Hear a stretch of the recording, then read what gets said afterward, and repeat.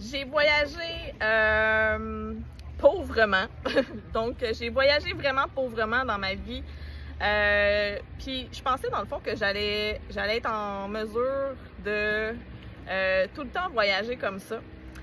Puis, ça fait du bien des fois d'avoir un peu plus de luxe, un peu plus d'informations, un peu plus de bonne nourriture, puis pas de cassage de tête. Ce que je faisais jamais parce que dans le fond, j'avais toujours un voyage pour certaines choses que je devais faire. Je te donne un exemple. Quand j'ai été au Mexique, j'ai été au Mexique avec l'intention d'aller trouver des réponses à des questions que je ne connaissais ni les questions ni les réponses. Ok, je suis un peu crazy, mais c'est correct.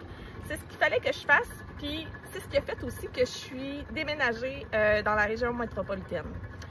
Quand j'ai été au Costa Rica, j'ai voulu aller chercher des connaissances sur qu'est-ce qui bloquait dans mon entreprise. Il y avait quelque chose, puis en fait, le message que j'avais, c'est faut que je déménage de mon environnement pour pouvoir attirer plus d'abondance parce que le lieu où j'habitais, l'énergie de la basse fréquence, en tout cas, si t'es spirituel, tu vas croire à ça. Si tu l'es pas, écoute pas ça, c'est pas grave.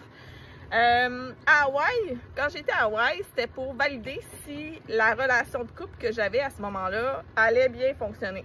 Je savais que ça allait pas marcher parce que quand j'y étais, on a passé un beau voyage, mais à l'intérieur de moi, ça a fait un crunch. Fait que, tu sais, c'était un bon test là, de sortir de notre zone de confort tous les deux. On a fait du camping sur la plage. Tu sais, cette personne-là, je l'ai adorée. On a passé du bon temps. Mais est-ce que c'était une relation à long terme? Non. Quand j'ai été au Panama, Panama! J'ai adoré le Panama.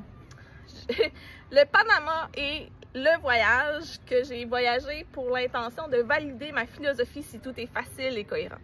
Si tout est facile et cohérent, je vais avoir les bonnes personnes à la bonne place et au bon moment. Si tout est facile et cohérent, je vais avoir des signes sur ma route. Si tout... T'as même pas idée comment il s'est passé des affaires dans ce voyage-là, que j'ai capoté ma vie, j'ai trippé, j'ai adoré. Fait à chaque fois que je voyage avec une intention. Quand j'ai été en République dominicaine, c'était pour aller désamorcer ma plus grande peur.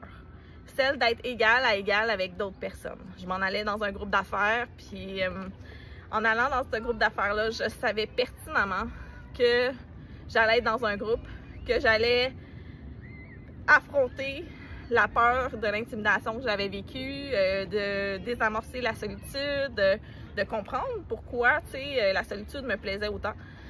Donc, voyager avec intention, c'est quelque chose de différent.